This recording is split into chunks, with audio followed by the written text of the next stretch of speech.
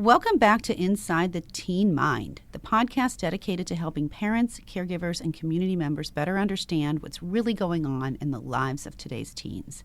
I'm Dr. Lisa Konick, psychologist and owner of Konick and Associates. And I'm Amanda McMillan, Executive Director of the Alive Center, a teen-led, teen-driven space where we support youth through mentoring, belonging, and empowerment. I'm thrilled to be joining Lisa again as your co-host for today's conversation. Thank you, Amanda. Today, we're going to be diving into a topic that so many families are navigating, sometimes without even realizing it. This is episode 4, Supporting Neurodivergent Teens. And just a disclosure, this is something we're both very passionate about, and this episode might be a little bit longer than our previous ones, but because we have a lot to unpack here. It's a topic that's very near and dear to both of our hearts, whether your teen has a formal diagnosis or you've simply wondered if their brain might work just a little differently. Today's episode will give you clarity, compassion, and some practical tools, hopefully. Let's start with what neurodivergence really means. Yeah, neurodivergent, we hear it everywhere. Social media, school meetings, even in how teens talk about themselves. But what does that actually mean? Yes, and the term here is helpful.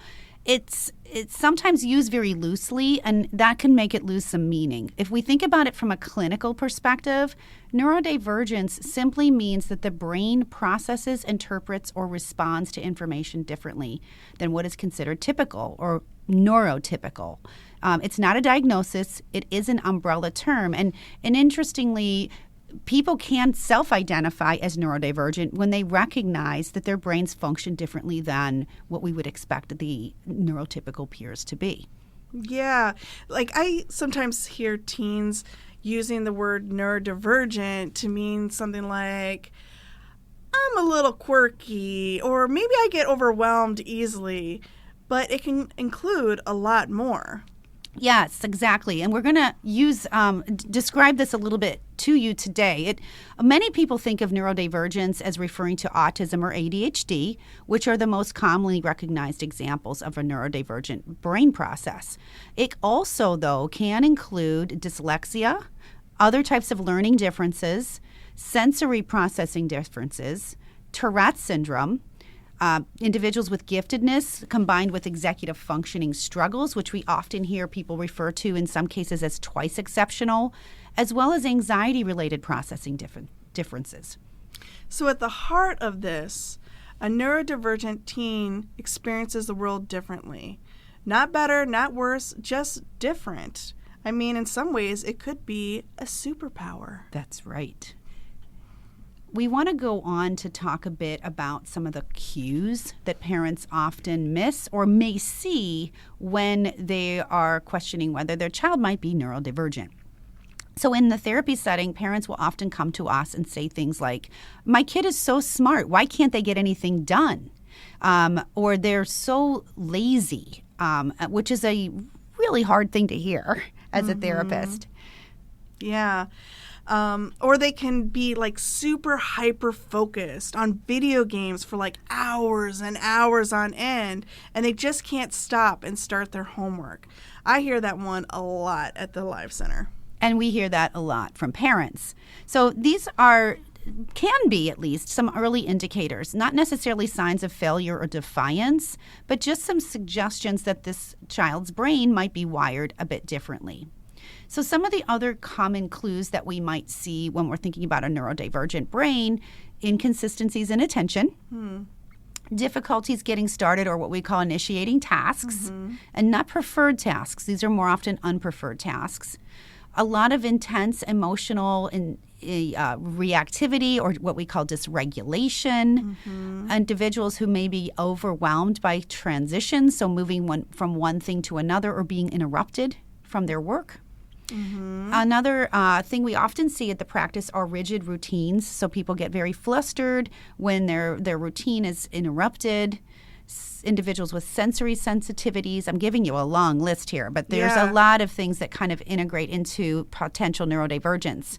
One that we see a lot in probably both settings with Amanda and myself, or kiddos that are having difficulty reading social cues. Yeah. They become very frustrated with small tasks. So minor requests you might see a blow up or a big reaction.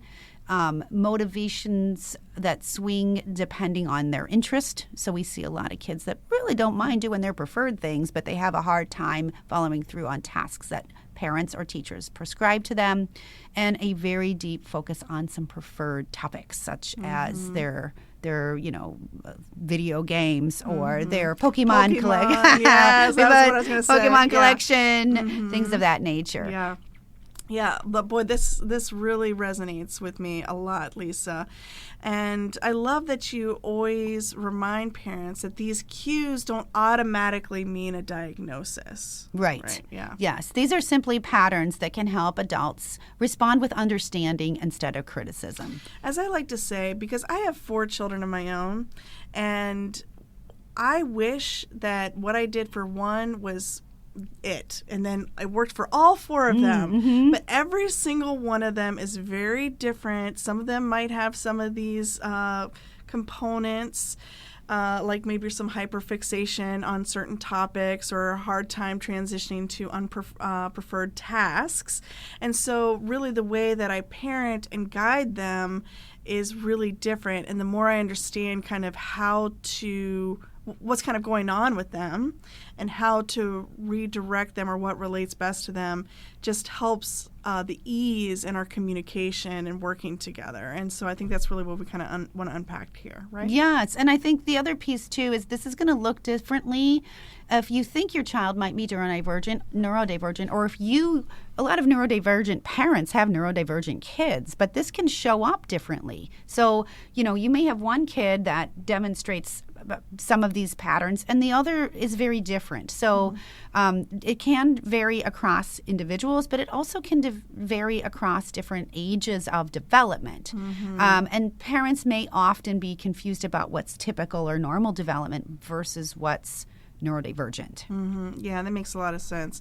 Like in early childhood, they might have like major tantrums or meltdowns and just unable to self-soothe themselves, and they might have sensory overloads with sounds or even with touch, or they might have really difficulty with transitions, and they really need things to help them be able to predict what's happening next for their sense of safety and control at that early childhood stage.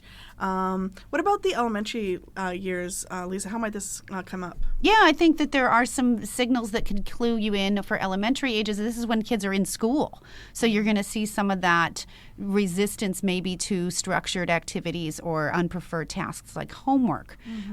You also may see some more peer interactions, difficulty in the classroom settings, or with misunderstandings occurring with peers, and challenges following multi-step directions, because now we have homework or maybe lists of tasks or chores to do. And this is when a lot of parents start coming in with complaints of homework battles. Yeah, for sure. Or major like meltdowns at school between transitions, or like not following the class and those kinds of things. Those are very challenging as a parent to get those calls. Yes, and keep in mind your kid may hold it together in school. And they may crumble at home. So we see some differences between what maybe is happening in both settings, because they know that they don't want to fall apart in front of their friends. But when it's home and safe, now they've kind of checked out and mentally overstimulated. So we can see some differences across settings. Yeah. And then at the middle school age, this is where you can see some like executive functioning breakdowns or increased social comparison of seeing that their peers might naturally be really good at something, and they want to do that, but it doesn't come to them as naturally, so there might be a frustration there. Or even just burnout from the school day and just being exhausted, being around all the sensory overload. And that's when the demands also rack up significantly. So we want to make sure we're kind of managing and supporting our kiddos who are feeling burnt out. They may not want to jump into more work. Mm-hmm. I'm wondering if you can give an example of like what executive functioning breakdown would look like for a middle schooler.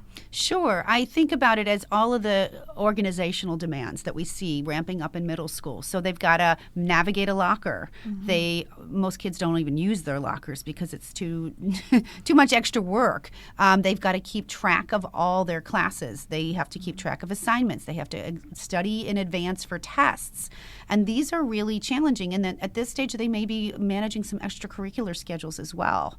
So there's a lot of time management that's difficult, and advanced planning for multi-stage projects in school. And these are where a lot of middle schoolers might need a lot of help. Right. So that's really where you start seeing that, but I'm sure that carries into the high school stage as well, right? Absolutely. Yeah, so in high school, we're seeing a bigger chunk of this because there's more demands academically. A lot of kids are maybe exploring some advanced classes, and they may feel the burden of planning for their future at this time. We start talking about what's coming next after high school, planning for college, SATs and ACTs, and then they may be balancing more competitive sports and even a work schedule at this stage. And the idea of how do they want to manage their social life, if and we want to encourage that. So at this time, you might see your high school student feeling very overwhelmed with academic demands. If they're neurodivergent, they may start shutting down or avoiding tasks, and they struggle balancing independence. So a lot of parents might complain about not doing things at home, like cleaning up after themselves and those typical tasks that we would expect at this age. Yeah. So parents might often, and I have to admit I'm guilty of this myself, might interpret these behaviors as just them being stubborn or lazy, but really deep down, the teen is probably just overwhelmed. Absolutely, yeah. They may be feeling a lot of sensory overwhelm, and it comes out as decompression, of just kind of like laying in bed, not doing anything, being on their phone, playing their video games as a stress reliever. Right, yeah. The other thing that we see that it leads perfectly into something else parents may see in terms of this discussion is what we call demand avoidance. Now, let's unpack this. Okay, demand avoidance. I honestly, that is something a different term for me. So help us understand what demand avoidance looks like. Sure. So if you think about when you're asking your teen to do something, you're making a demand. This is homework time. This is, I want you to do your chores. I want you to clean up. So these are demands in a sense. And we see some neurodivergent teens and kiddos have what is called demand avoidance. So that's when they refuse or avoid a task, even a simple one. And a lot of times people view this as intentional defiance, but really it's their nervous system perceiving the tasks as overwhelming. So demand avoidance can show up as oppositionality. It can show up as arguing, procrastination. An individual may be emotionally or physically shutting down. We see this a lot with teens, Amanda. I've seen this in my own. I'll do it later. But then it never actually gets done. And parents get frustrated, and this leads to a lot of arguments or having an emotional outburst when they're asked to do something, even something simple. Yeah, so some people might use the words defiance or stubbornness, but really to define it as demand avoidance really helps us understand that what's going on is that this just feels too hard for me right now. That's what's really kind of going on. They might not be able to articulate that, but it's helpful for us. And this is a component of neurodivergence. So we're talking about, it's not about unwillingness, it's about neurocapacity. The brain and the sensory system becomes totally overstimulated, and as a result, the adolescent or the individual is unable to effectively cope with the task, and they don't have a lot of highly developed strategies at this age for coping. So we may see this play out as avoidance or resistance. Well, let's talk about how this actually plays out in our daily lives, for teens. and how that can shape their social, emotional, and academic experience. Okay, so what can we do as parents or caregivers or people working with teens when they start to exhibit these avoidance behaviors and feeling overwhelmed? I know that for my own teens or kids, actually it started early, that some of the things would be to break down the task into smaller components and give them like time frames. So for example, with the homework, like, okay, you can have 10 more minutes with your video game. Then we're going to transition. You're going to do your homework for 1 hour. I'll set the timer, and you get as much as you can get done in that time. And then after that, you can take another break and do whatever you want for this amount of time. But that way, they kind of can see that it's not forever. And maybe they'll get it all done, or maybe they won't. And another tip that I had was sometimes just sitting down with them. I'm thinking specifically about homework. That seems to be a big struggle. It's a big struggle. That's a big one. Or chores, similarly. Right. Yeah. So, like, I will sit at the kitchen table with my kids while they're doing the homework just to be there. That's called body doubling. There you go. You're being present. Yes. And it has like a accountability factor built in. Yes. And I think those can be very helpful for the executive functioning aspects of neurodivergence. The other piece I think that helps is to put in a reward for your child, even teens. You know, maybe take a phone break. The phone goes away. We don't have the distraction. We make a compromise. It's not a punishment, but maybe they get extra time or something that they feel rewarding after they're completing an unpreferred task. I do that like right now. I'll be like, okay, I need you to take a shower now, and I know your phone goes off at 10, but if you do your shower now, I'll give you an extra 30 minutes, so that way, I'm making sure that their hygiene is up to par, but they also still get the components, and that seems to motivate them to do it when I want them to do it. Yes, and I think the other piece that's so important, I think, as parents is we are, again, moving from being the planner of our child's life to letting them have some more freedom as a teen, and they may be using their independence and autonomy. So I think I like leading with curiosity. Help me understand how you're going to manage your day to day. Right, yeah. How are you going to get this work done? What's your plan? And if they don't know or that's very vague, then we can help direct them. But also validating, like, I know that math is really hard for you and this is a really stressful subject and you would like to avoid it. Let's work on planning this together. Maybe we need to do some chunking of this assignment so that you are validating their experience. I think it will go a long way to help them feel understood. And then how to avoid those power struggles that we get sucked into with kids. You get upset, they get upset, you get more upset, versus just setting the limit and maybe returning to those tough conversations when your teen is calm. Yeah, we actually have this at the Alive Center quite a bit with teens that might get really upset. They might be playing a game and they lose, and they might have, just kind of really accelerate their emotions and start screaming or whatever.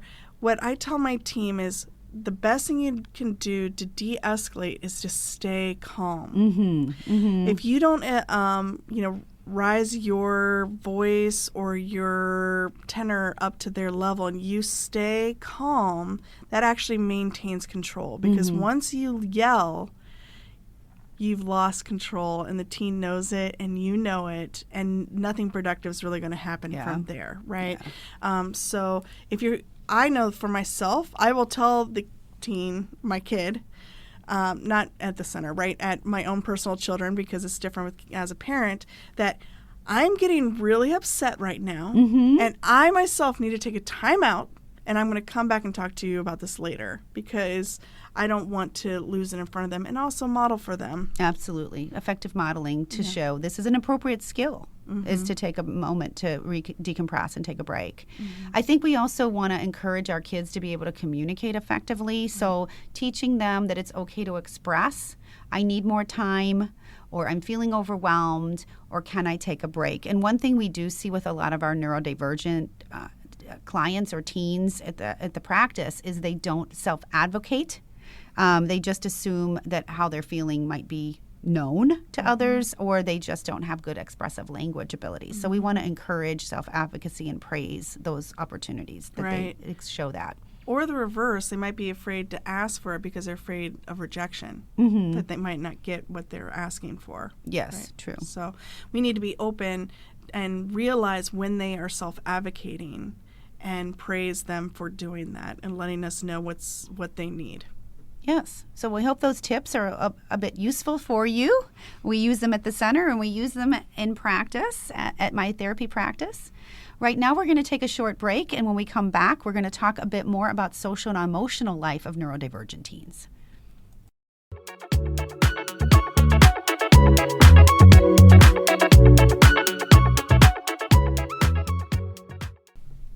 All right.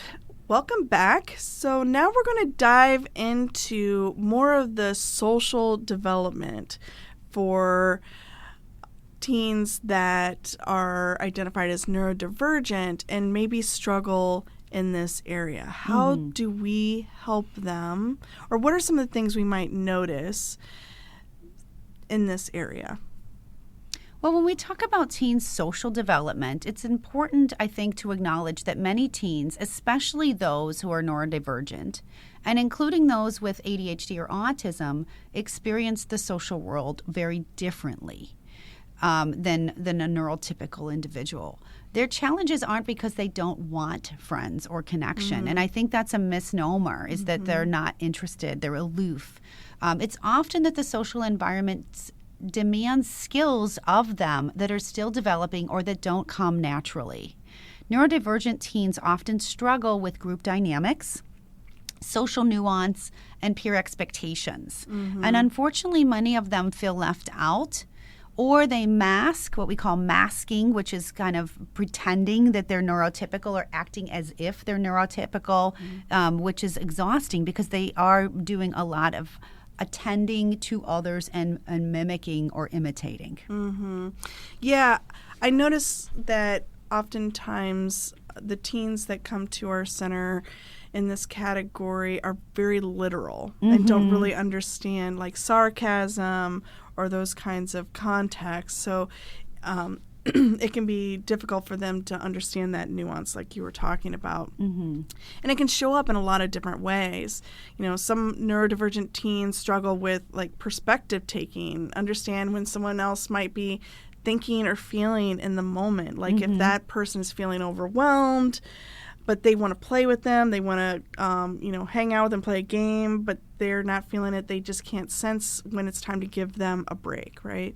Others may misread or miss social cues like facial expressions, tone of voice, or subtle shifts in conversation. Many of them have strong focus on personal interests, which can make conversations feel one-sided without them noticing. I think we mentioned at the beginning, like Pokemon, and we had a youth at our center who just loved Pokemon, and they could go on and talk about it for a long time. And, as long as you were able to just listen to that, then they felt heard. We call that monologuing. There you go. Yeah. But that's not always what your conversational partner finds interesting, and it can be difficult for friendship development. Some of the other things we see is, for example, impulsivity or inattention that can get misinterpreted by peers as rude or not listening or not caring. And I think this is really challenging for a lot of kids. And for some, their self-awareness or their understanding of social dynamics is still catching up to where their peers are. So there's some social immaturity. I usually say sometimes subtract their chronological age with 3. So a 13-year-old may act a lot socially or emotionally like a 10-year-old. And that's really complicated for the peer dynamic because it's very confusing when they look like their peer physically, but they may not emotionally act like their peers. Their interests might be a bit more immature. So if we put all that together, in this case, social interactions can become very overwhelming. They can be confusing and also discouraging. Yeah, but there is hope, and we see this all the time at the Alive Center. One of the things I love about the Alive Center, there are many things, is that we are a space for everyone to come. We don't care how much money you have. We don't care if you have some sort of diagnosis or what race or language you speak. We really focus on that component of belonging. And what that means is that we accept every teen for who they are, the way they are. We're not trying to change them. And I think that's, and we have several teens that are neurodivergent that really thrive socially when they're giving those environments just to honor who they are, and we recognize their strengths and also understand how to help them engage better with their peers. And I want to give some suggestions for parents here,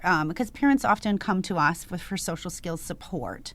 And I think for parents, support starts with empathy and realism.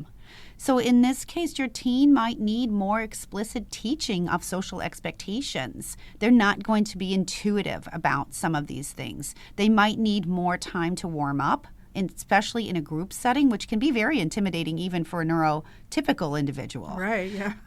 And they may need some extra help navigating conflict or misunderstanding. So a lot of that social problem solving is really important.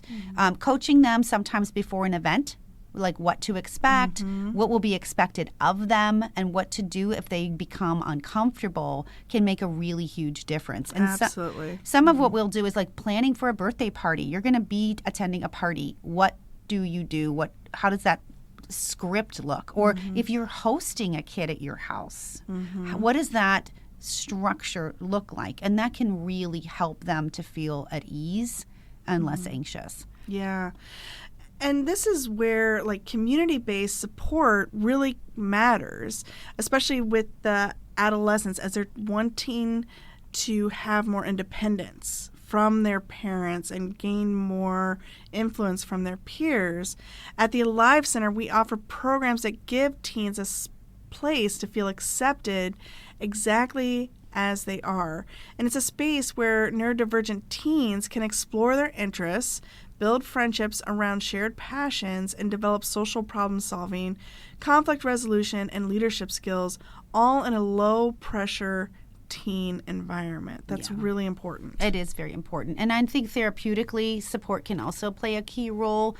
When we think about social skills training with a therapist or a counselor, that can help teens practice things like reading social cues, understanding others' perspectives, and managing impulsivity, as well as improving their own self-awareness, because a lot of these kiddos are not aware that their behavior might be frustrating to another person, and they become more reactive. Sessions often, when we do social skills training, it can include real-world communication practice. So we may revisit things that happened in school or in a peer dynamic. We may do some role-playing. We also work with teens on emotion regulation, so being able to be calm in a situation of conflict, and what kind of problem-solving tools they can take directly into their daily life. So I think really with Amanda's programming, when we think about how therapy and community programming work hand in hand, the impact can be so much stronger for these youth. Absolutely. The bottom line is neurodivergent teens want connection, just like all of us, just as much as their peers, as their parents. As I said, every single one of us is striving for connection. But they might need different routes to get there. With understanding, structure, and the right supports, they can build meaningful friendships and feel confident navigating the social world. Yes, and I think our role as adults is simply to really meet them where they are and help them grow from there. As we kind of wrap up our section on social development, we hope that these are some helpful strategies, and we hope you'll stay tuned. We're going to talk a bit about the emotional challenges in neurodivergent teens.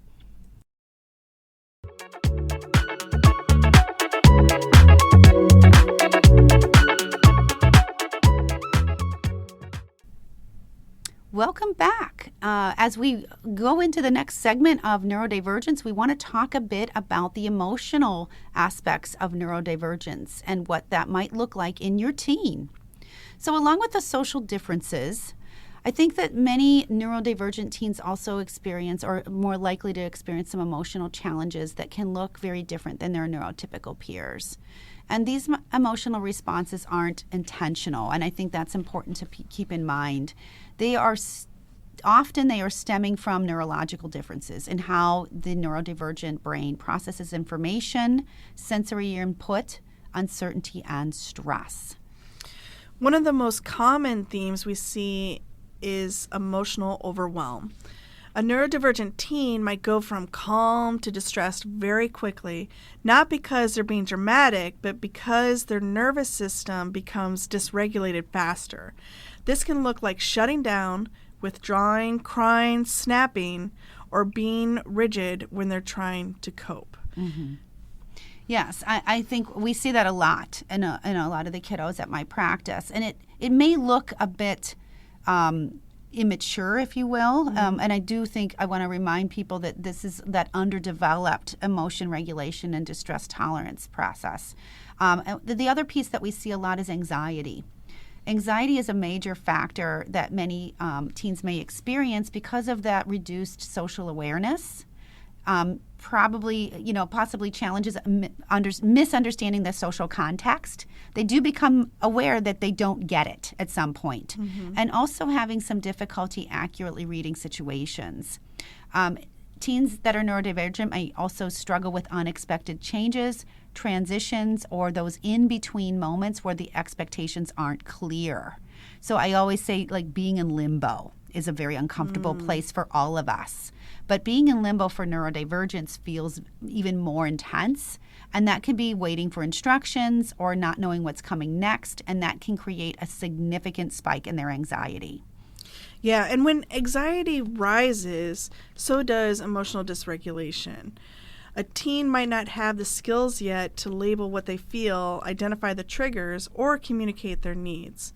For parents, these moments can feel confusing or even oppositional when really the teen is overwhelmed and trying to cope the best they can. Mm-hmm. And at the Alive Center, we have different spaces and rooms where if teens are feeling overwhelmed or they're having a sensory overload or they're feeling emotional, they can go and just have some private time to re-regulate themselves so that they can re-enter. And I think that's a big piece of what we try to do in this teen space is to give them some privacy so that they're not, other teens aren't feeling uncomfortable around their, while they're trying to re-regulate. Mm-hmm. And we do a lot of that also. I can speak a bit about how does therapy and skills training help these kiddos, please. Right? Let's talk a bit about that because we're getting that support in like places like the Alive Center that recognize the neurodivergence and how it can be supported.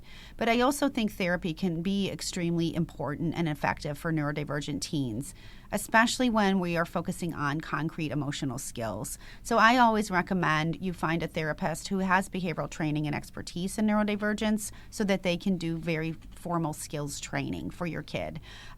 We often teach emotion regulation, which includes recognizing the physical symptoms and signs of an escalation, identifying the emotions that you may be experiencing. What we do notice is a lot of neurodivergent individuals, because they're literal, don't have a very good emotional language. Mm. So we're teaching identification of emotion, and then we're using strategies to slow the body down before those emotions peak. Mm-hmm. And this is a work in progress. But as these teens are learning these skills, they really start to feel more empowered. Mm-hmm. Yeah, I mean, we really want to focus on de-stress tolerance, like having skills that help the teens stay grounded when a situation feels uncomfortable or uncertain and that anxiety is starting to rise. This can include things like breathing techniques or grounding strategies like being aware of your different senses, like what are you smelling right now, what are you tasting right now, what do you feel, what do you hear, and that can kind of get you out of your emotions. replacement behaviors. So instead of, throwing the remote at the TV, maybe we can hit it. Well, not hit it, but squeeze a ball or, put it down on the beanbag or something like that. And tools to manage transitions or surprises. So helping them as much as possible to know what to expect, what's happening, and what they will get out of it so they can make the best decisions for them as possible. This helps them build confidence and reduces that fear of losing control because they know what to expect. Mm-hmm. Yeah. One of the things I also see with distress is that when a lot of these neurodivergent teens get dysregulated, they start to spin mentally. So their mental processes, they're perseverating, I call it, on negative thoughts. Such a smart word. Perseverating. Perseveration. But my teens know what this means. When I work with them, they know. You're getting stuck is what I say. Your brain is stuck. And they start to ruminate on negativity, which only reactivates more anxiety. So we want to teach them to be self-aware of their thought processes as well, which is why strategies like cognitive behavioral therapy and dialectical behavioral therapy, CBT and DBT, can be very helpful in teaching that emotion regulation and distress tolerance as a partnership in therapy. So that's where your thoughts drive your feelings, that drive your behavior kind of thing. And so by reframing your thoughts, that can help reframe your feelings and then your actions. Is that right? Yes, absolutely. And I think a lot of times what kiddos do is they predict into the future based on information they have now, and then they start to spiral. Mm-hmm. Yeah. Another important piece that I think we want to help teens understand is their unique wiring for acceptance, right? Yeah. When they learn why their brain is reacting the way it does, they often will feel relief rather than shame. And Amanda, you said a little earlier, it's a superpower. It is. So sometimes being hyper-focused on something that is a special interest can be amazing.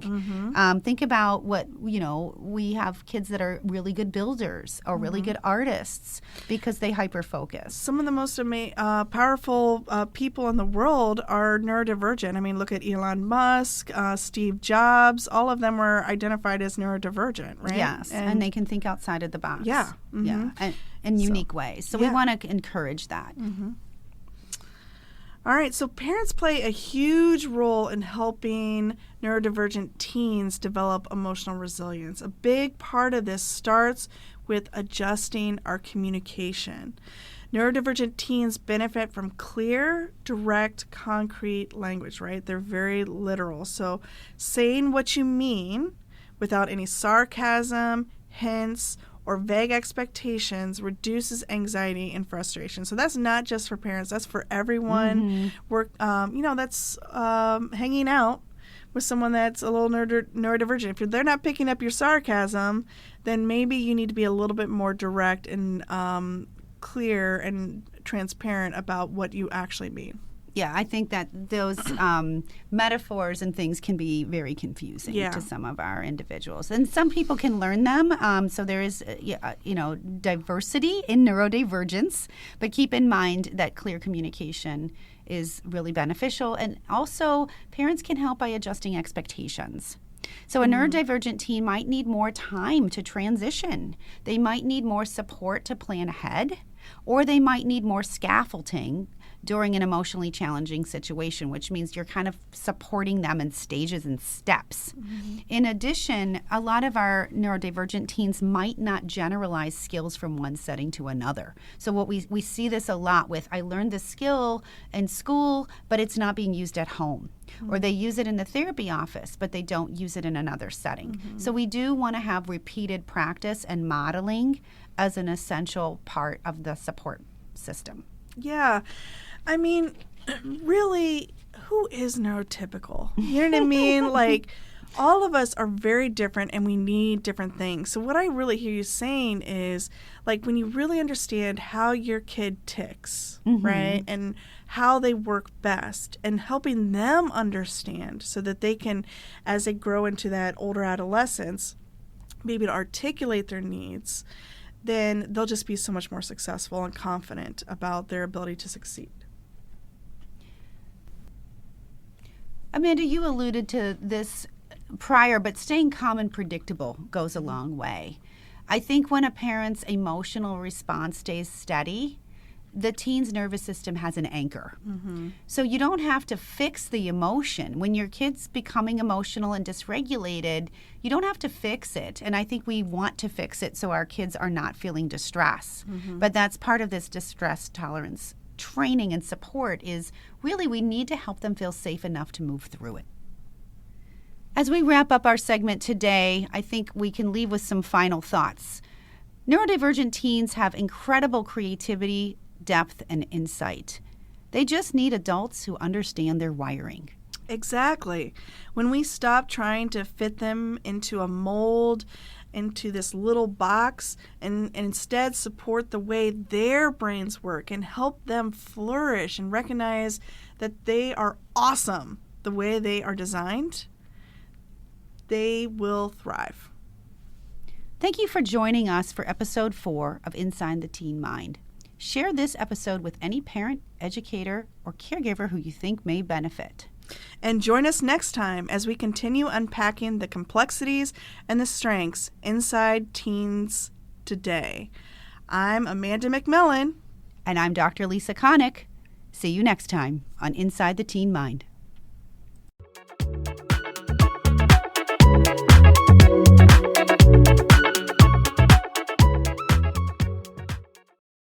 If today's episode resonated and you're looking for professional support, Konick and Associates specializes in therapy and comprehensive assessments for teens and families with a strong focus on neurodivergence, adolescent development, and parenting support.